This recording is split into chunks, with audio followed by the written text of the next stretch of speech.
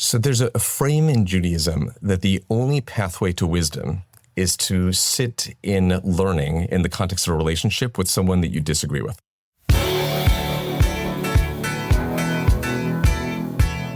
Welcome to Should We Get Married? My name is Emily Carter. My name is Maxson and Emily. And in this podcast, we're trying to figure out if we should get legally married to each other.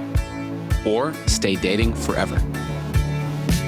What's up with people playing it so cool these days? Today's guest is Rabbi Ben Spratt, senior rabbi at the temple that I grew up going to in New York City, Rodef Shalom. He is wise and awesome, and in this conversation, he helps us understand marriage through a spiritual lens. Let's get into it. Do you feel Jewish? Is that a word you would use to describe yourself?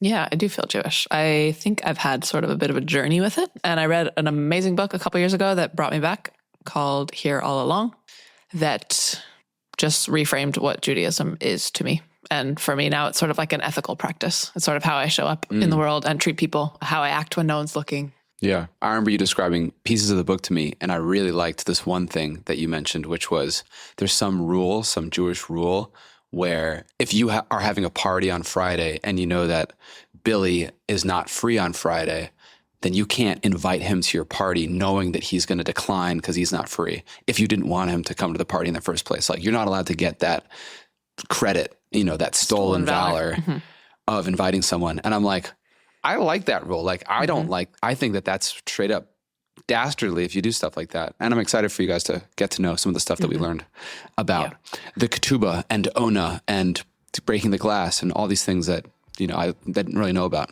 I hope you guys like the conversation. Here's our chat with Rabbi Ben Spratt. Thank you, Ben.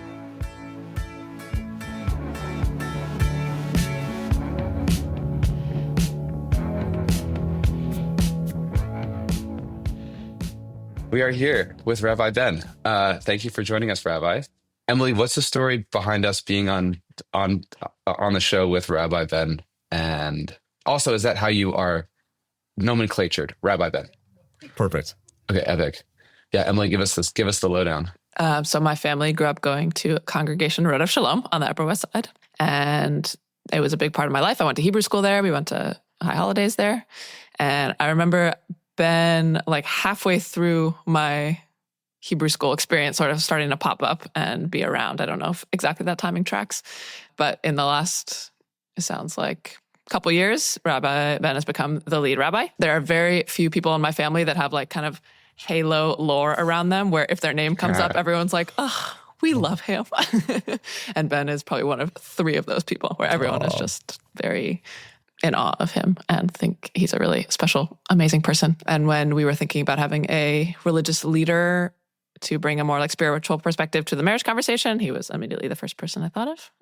Rabbi Ben, what is it like to have probably so many people, when your name comes up in conversation, for them to have that exact same reaction of, oh my God, he's the best? Like that, I feel like you've got to be in the top 1% of people who, when their name is mentioned, people have a reference. Does that get old?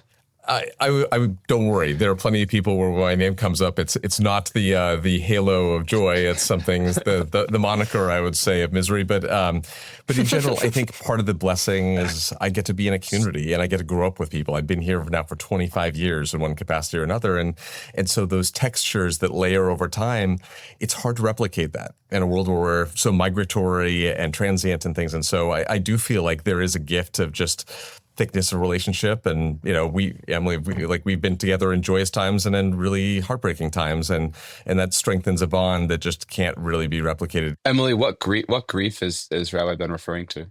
My grandparents passing away, people passing away in our extended network, my mom's close friends, things like that.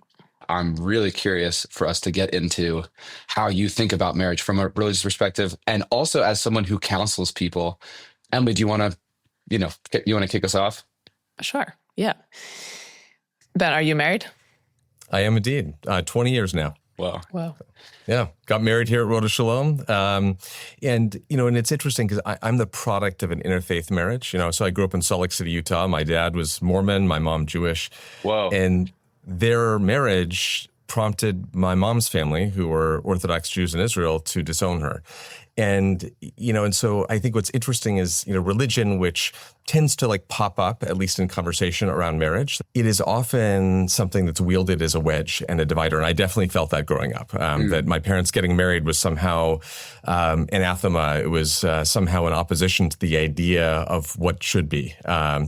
And in some ways, that shaped a lot of my philosophy of like how I look at love and marriage, because I would say my sense of Jewishness is a direct product of both my parents, and my understanding of what creates a strong marriage is an extension of that as well. And a lot of that comes from how do we look at difference? Why did you guys decide to get married to each other rather than date each other but be committed? So this is actually gets into the really heart of our relationship. So we'll just dive right in because after Salt Lake City, we moved to Eugene, Oregon, which is kind of a very liberal hippie town. And I grew up in an environment where marriage was seen as an extension of a patriarchal system.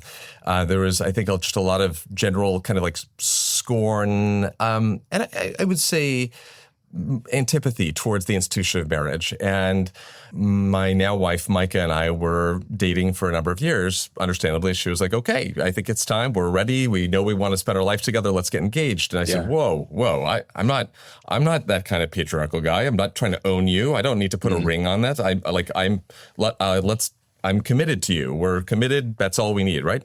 Yeah. And it was interesting because the conflicts got so emotional that we ended up going into couples therapy, which we talked about doing anyway as future clergy people. We thought therapy was important. Mm-hmm. And what got kind of unearthed along the way was this idea of different understandings of what marriage really means, different motivations of why to engage in it. And the kind of conversations we had ended up creating what has now allowed us to thrive and flourish 20 years later. But it wasn't because we immediately clicked and said, we know exactly what this means and we are on the same page. It was actually the exact opposite. We had really deep-rooted antagonism challenge that felt like our understanding was an inherent threat to the others. Yeah. Okay. I mean, how long did it take for you guys to figure it out and land on getting married? We were in active conversations for almost 2 years about it. We stayed in therapy for another 12 after that, so it was a great time to go on this journey. But it was interesting because in that time, we had to unpack a lot of things. We had a lot of baggage. Is this for us? Is this for other people? Is this to gain the esteem or the sense of it being real and official? Is it somehow denigrating the connection because we need some external sign? Oh, speaking our language, man. Yeah. Mm-hmm. We had to go into all those different areas. Yeah. Wow. That's all the questions we're asking. Yeah.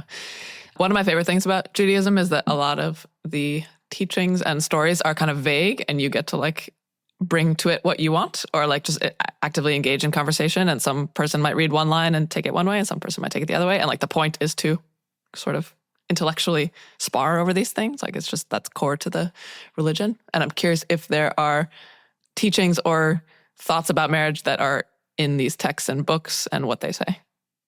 Absolutely. So there's a frame in Judaism that the only pathway to wisdom is to sit in learning in the context of a relationship with someone that you disagree with. The mechanism is called chavruta, which means to learn in fellowship, but it comes from the same root as chaver, friend. And the ideal study partner is the one who disagrees with you on everything. The goal is that if you are sitting with somebody that you are in agreement with, you actually won't hone or deepen your understanding because they're just backpatting you. That the only way you grow is actually through friction and challenge. And that is very countercultural to what we live in right now. Most of us, whether we have actively done it or not, we end up finding ourselves in rather homogenous bubbles with people that agree with us. And we see people who disagree with us as a threat to our own being or safety or understanding of the world. And so that to me is fundamental to what is a good marriage. Healthy relationship has to have friction, in my opinion. And what makes friction complicated is that friction can create the fire of warmth and illumination, and that friction can also be the thing that creates the fire of destruction. I think sometimes what we lift up is and venerate is the idea of compatibility, of like we're in perfect harmony, and true love is where we are simply dancing in tandem together, and there is no challenge or threat. And for me, that's the recipe for a relationship that stagnates or that sets itself up for the moment where a person disagrees. There's no texture, there's no foundation on which to handle that disagreement. So I'm really a believer that the healthiest relationships require that friction. And then the nature is like, how do we end up cultivating that friction in a way that is as positive and generative and not fall into the pitfalls of destruction? I love the like fire as a warming tool or a destructive tool. It can hold both. Does the Torah ever say like a union between people should look like this or be like this? Like, is there language about marriage specifically? In the Torah itself, there's definitely references all over the place of people coming together. This idea of what is the existential human yearning, to me, I think got it right. That fundamentally every one of us is on a search for belonging. We need to know that we're not alone. And it doesn't require marriage to feel like you're not alone. It doesn't require belonging to a community. It doesn't require a lot of things. But all of these structures are there to help inspire that feeling of belonging. And because of the intimacy that's connoted with marriage, it in some ways is a great test case to better understand this idea of, do I believe that I actually can belong with another person? Or do I believe that there's any pathway where I could feel a sense of belonging without a person? I love that. Like healthy difference and as a tool for growth, and also just like belonging and connection as just such a natural human instinct, like the core to everything. Exactly. So on this topic of like healthy friction, obviously being with someone in a long-term partnership, you're going to want to be in friction with that person so you can grow, but you don't want to be in too much friction. And my question to you is, how do you know if the friction you're experiencing is too much friction and it's time to part ways? Beautiful question. Because I think we are definitely in an era, and I definitely am in a place where I've been with people where I would say uncoupling and divorce has been a sacred and important act. Because any healthy relationship has rupture in it. And many people, when they encounter a place of rupture, they say, we are done. That's it. And at least in my frame, in a kind of more spiritual lens, rupture is an inevitability. We are going to disappoint the people we care about. To answer your question, this is the image that I will often give to people. There was once a man who brought two boats out into a lake, and he ties the two boats together. And across the shared deck of the two ships, he builds a palace. As long as the ships are bound together, the palace stands. But the moment the ships pull away from each other, the palace collapses. And what I love about this image is for two ships to be bound together, there is tension there. One boat might be wanting going in one direction, the other might be wanting to go in the other direction, but being bound together, they're both held back a little bit.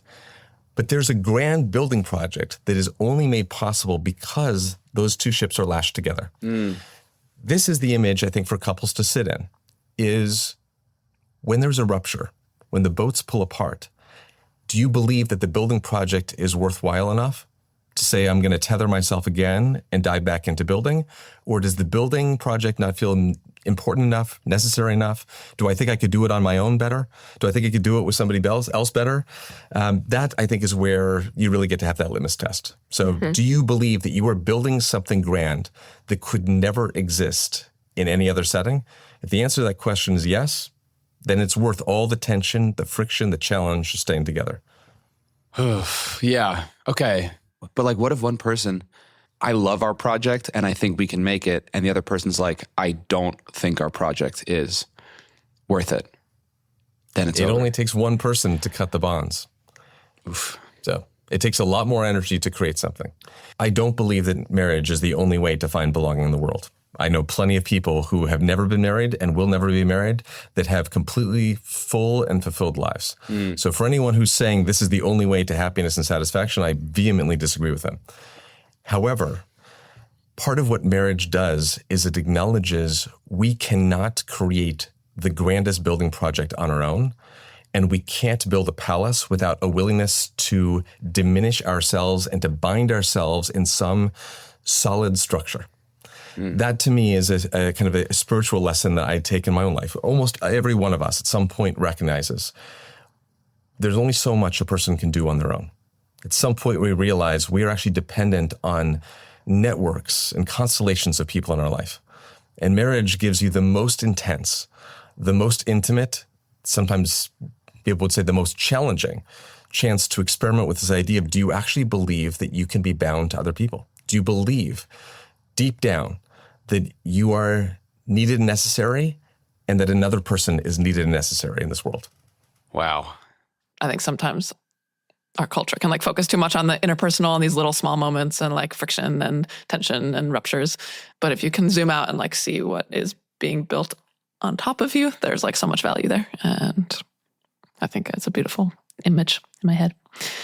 Something you mentioned was like the way that the tie is like restricting in some way. And I think that's something I've thought about in Judaism in some ways, whether it's like being kosher is like there are things on the menu you can't eat, and being married, there are things you can't do, and people you can't be with, and lives you can't live. Can you talk a little bit about restriction, or if there's beauty in restriction, how you think about that? Absolutely. And there's lots of different ways people use this image. Is, the most important part of a piece of art is the frame. That boundary in many ways is what helps give definition and distinction. So in my opinion, you have never really fully made a choice until you've also chosen what you're not going to do. And that dual-sided nature of choice means to be the fullest version of ourselves, we're constantly having to decide both what we are and what we are not. So many of us privilege freedom above all else, and there is nothing wrong with freedom. But imagine a world of absolute freedom where anyone could do anything they wanted in any moment in time. The chaos that would ensue. Now, there are people who believe this is the dream. For me, the chaos that would ensue would mean we would have no ability to trust anything. I walk down the sidewalks of New York City because I trust that most sane people are not going to drive on the sidewalks and that it's relatively safe to walk on the sidewalks. If we lived in a world where there weren't social norms, where there weren't kind of covenantal agreements we all adhere to generally, It'd be crazy. Then it would be crazy. And so you can map that macro into the micro, and to say, if I go and say, I will do anything I want in any moment, what elevates one moment to be sacred over another? What makes one person more valuable or more holy or more beautiful or more blessed in my life than another? So for me, the boundaries, which typically people rail against as being like, this is so oppressive and restrictive, they can be. But if they help elevate the sense of sanctity, the sense of distinction, then they actually are something important in life. So the word holy in Judaism is the word kadosh or kadesh. And that root means distinct. It is something that's saying I am being willing to separate one thing from another, one moment from another moment, one person from another moment. So part of where I think some of the challenge with marriage comes is, can I really say I'm willing to put one person at the center of my universe above everyone else, no matter what? It's a crazy and almost wild endeavor to say, I want to bind my boat to another person, even though this person is ever evolving and changing. And I have no idea who they're going to be in 5 years or in 10 years or in 20 years. And they have no idea who I'm going to be. Yeah. That's a wild adventure to do. But it's in some ways the way in which we show our belief and faith, that by showing that distinction, by showing our willingness to embark on that adventure, we are able to do something that could never be accomplished otherwise. And Emily, how's that sound to you? Like, do you know what I mean? Like, are you drawn to lashing yourself to someone, namely me? Is that an exciting idea for you? Does that freak you out? I like thinking of it as an adventure. So it does sound fun. And I'm also, so as you're speaking, I'm like, wow, this is such a big step into the unknown. And we're like so attached to this story. And there are like so many marriages that end badly and like so much hurt and pain. And like still culturally, we're like so enamored with this idea that like you bind yourself to someone else and there's like more to gain than there is to lose. Do you think there's more to gain than there is to lose? If we're two boats that are lashed to each other, what are we building? I mean, everything good in our life I can trace back to you and me. All our friends, all the risks I've taken, all the people I've met, all the things I've done, things I've accomplished. I feel we like buoy each other and are like accelerants. So are you okay if I throw questions at you both? Mm-hmm. So I'm curious then, as you look at Emily, I'm wondering if we can go kind of a little deeper. What are the ways that Emily challenges you to grow? Oh my God. Meaning, how has she fundamentally created that friction for you in a way that you recognize that you are a different and better person, not because of all the backpats, but because of the opposite? Yeah. Well, I mean, it's a very timely question. I feel that this is one of the main things I love about my relationship with Emily is she really is different from me. And, you know, if I'm in a good mood, I would describe it as she calls me into the man I'd like to be. And then if I'm in a bad mood, I'll be like, this is really annoying that I have to be, you know, making adjustments to accommodate this person that I decided to lash myself to. But 95% of the time, I'm feeling the first way. I put myself on a performance improvement plan this year. So after a conversation with her where she said, hey, I would, you know, as we look towards a life together and having children together, if we're going to bring a life into this world, I kind of need you to be like super emotionally regulated and never snapping at me or being, you know, aggressive or angry or really direct in your communication, which is kind of new for me. So I'm really working on that. She, you know, would like for us to have she would like to be more held in the relationship. If she's going to have a child, she wants to be able to be 100% focused on the child. And then I'm the person who's booking the flights and making sure that the logistics of our life are happening, which I also think is really nice. I would love to fill that role for her.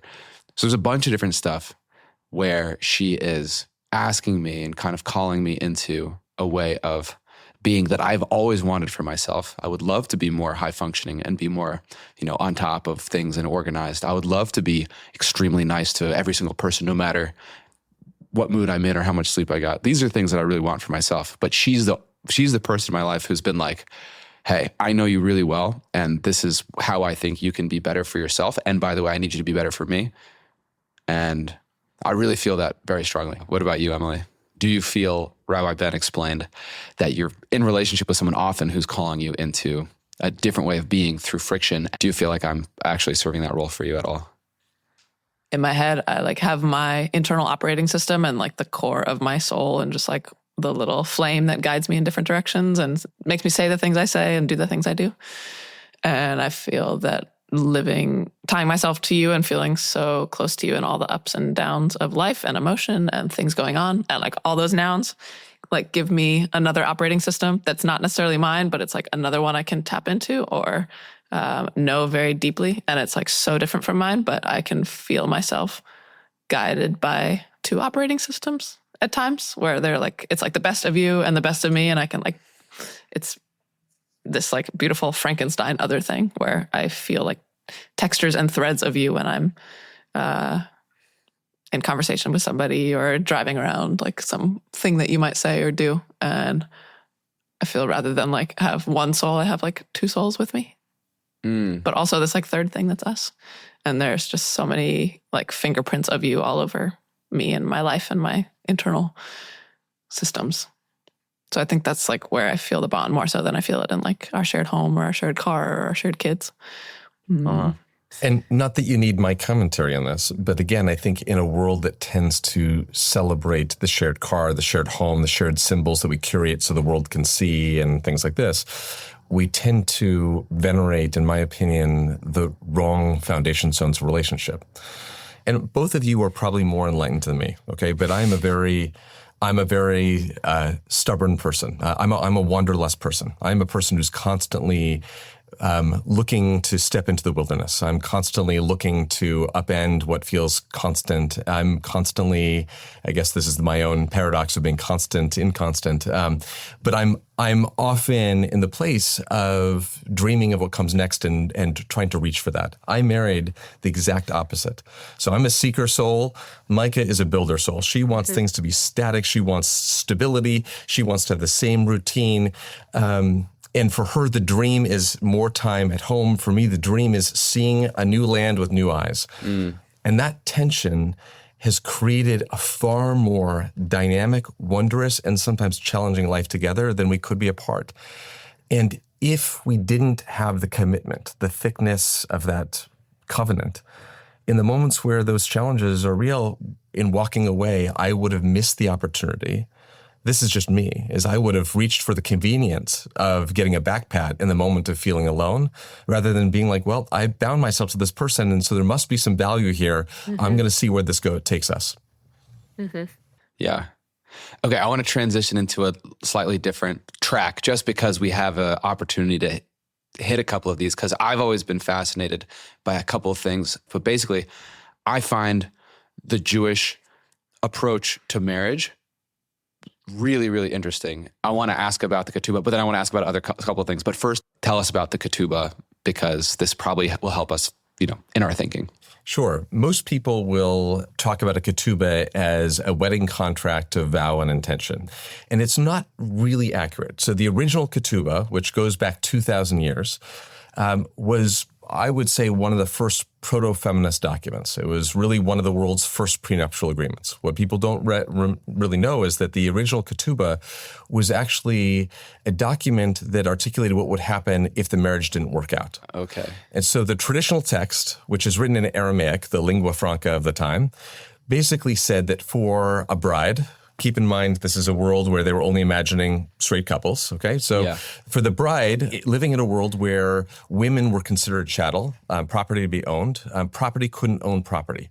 And so the problem with divorce was that if a woman was owned by her father's household and then married into her husband's household, and then the marriage didn't work out, if her father's household was no longer around, she would be left destitute. And so what the ketubah originally was about was saying, if this marriage doesn't work out, the groom will give the bride X amount of money in order to ensure that she has financial viability. Yeah. What it meant was that you had to bring this very pragmatic idea that, yes, we are tethering our ships together, but there is the possibility that this doesn't work out, and we need to make sure that both ships are able to still float. Yeah. So different. Looking at it more realistically and saying, hey, like practically, this is how you will be taken care of and how you're going to make sure you have a good life. I'm just much more drawn to that than till death do us part. I dig the ketubah.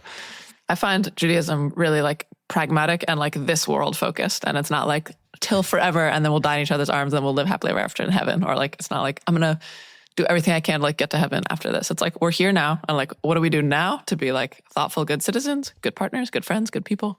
Yeah. And I feel like this is like a perfect example of that. Like, what's this world ask of us and how do we do it well? Yeah. Okay. And another thing that is interesting is this thing called, I don't know how to pronounce it, but Onah, the wife's right to sexual satisfaction being an obligation to the husband. Let's hear about that a little bit. Yeah. And I think this is, this really comes originally in the Talmud, so a collection of rabbinic writings from about 1,600 years ago. And depending on the man's, again, sorry for all the straight nomenclature, but that's the world that it's being written in.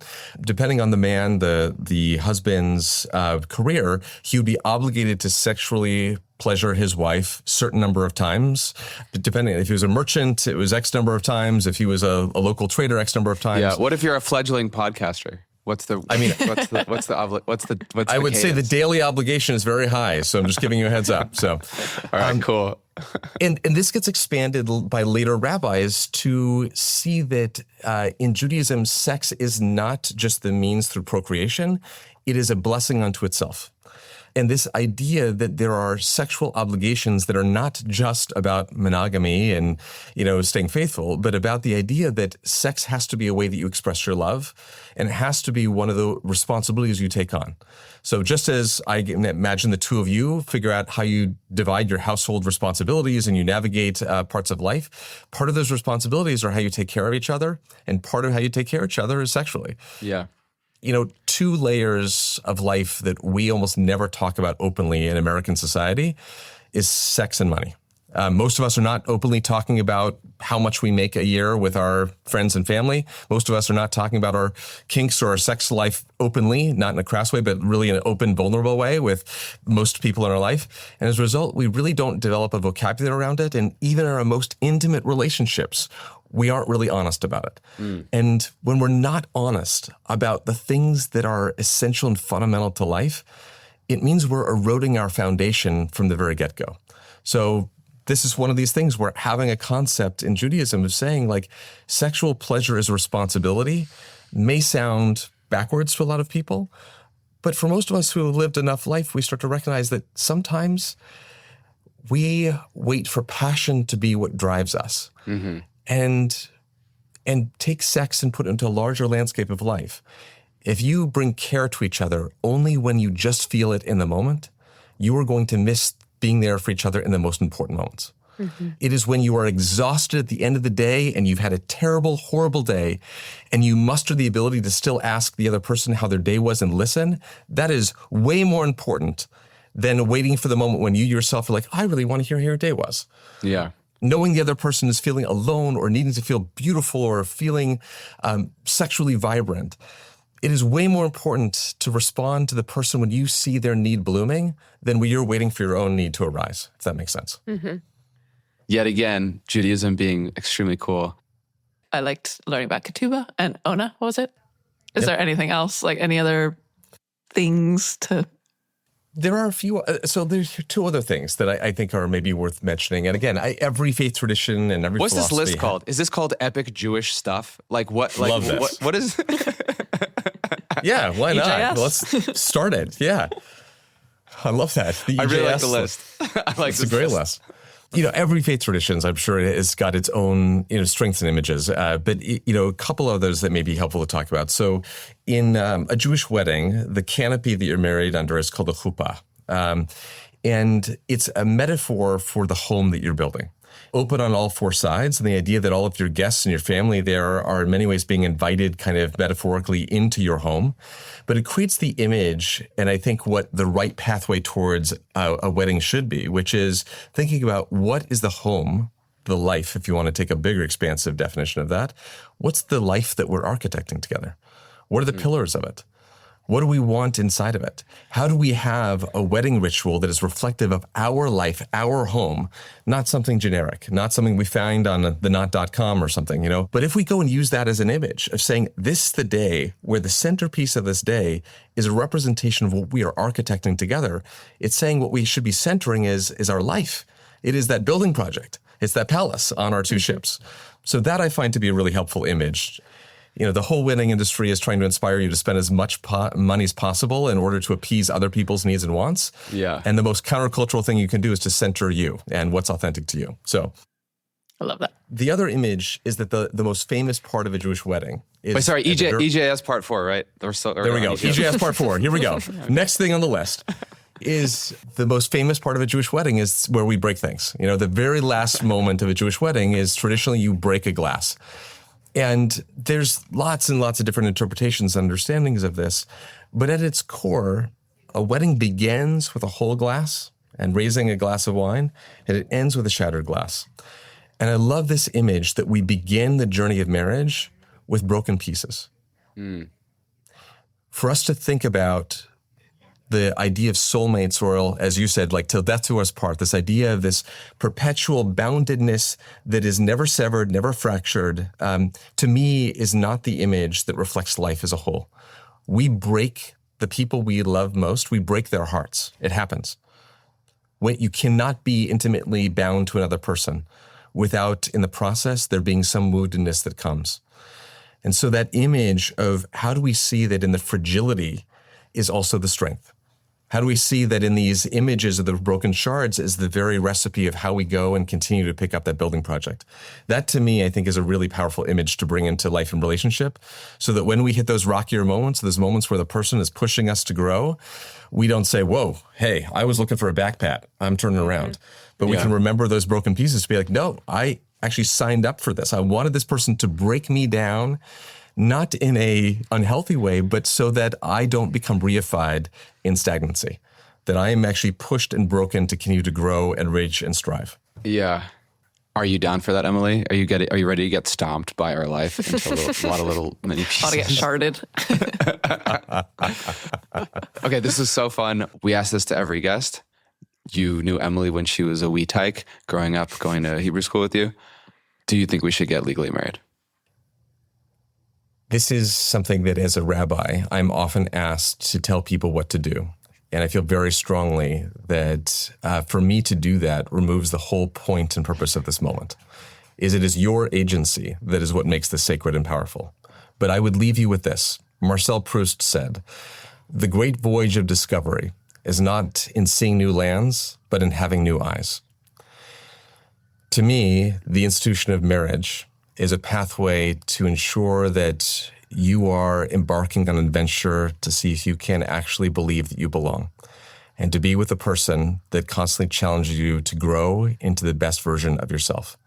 If you believe that you have found that person, then if I were you, I would do all you can to bind those boats together and to start building.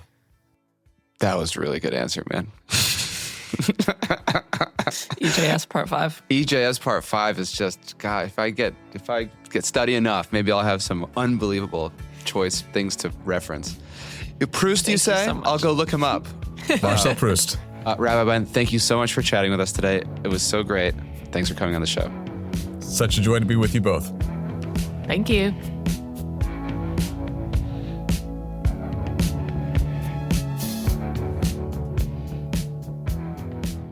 Thank you so much, Ben.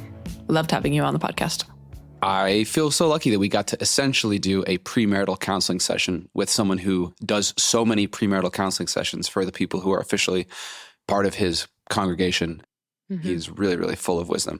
And he's so cool. Like, I love that he was originally super not interested in getting married to the point where it actually caused issues in his relationship, and they had to go to couples therapy to figure out if they were going to get married or not. Like, that's how, non-traditional he is to begin with. Mm-hmm. So I kind of feel and like we're half Mormon, half Jewish household growing up. Very interesting. Totally. Mm-hmm. Yeah. I think that the Onah is so cool. Yeah. I also love that it's so not shame-based and so not like sex is for procreation only. Anything else is bad. It's so awesome. Mm-hmm. Yeah. There's a pragmatism to this Judaism stuff that I feel really drawn to, where it's like, well, depending on your job, you might not have the time to do all the pleasuring. So, I wanted to dig in on that. Like, what do you think the factors were for each job? I thought it was always Dirty time. hands. I thought it was time. I work at the Splinter Factory. How many times do I have to do it? Did it make you want to be more Jewish or spiritual? Yeah. Yeah, it did. I just feel that he's so smart, and I like talking to him, and I like being in his vibe. I feel he's in a world where I feel kind of starved of amazing, strong men. There's so few. I have some great ones in my life, but there's still so few. Mm-hmm. I'm just looking for more. So I really would love to be more aligned in that way. Other stuff that started out to me is this idea that friction is good, that the friction that we provide to each other, that's good. We are helping each other rise to the occasion. And I've really felt that both directions. Yeah. I really loved on that note, just the way that fire can warm you or fire can destroy you. And it has this two powers, one very renewing and one very destructive.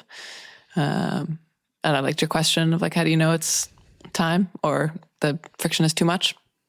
Yeah. I liked the idea that divorce can be sacred too.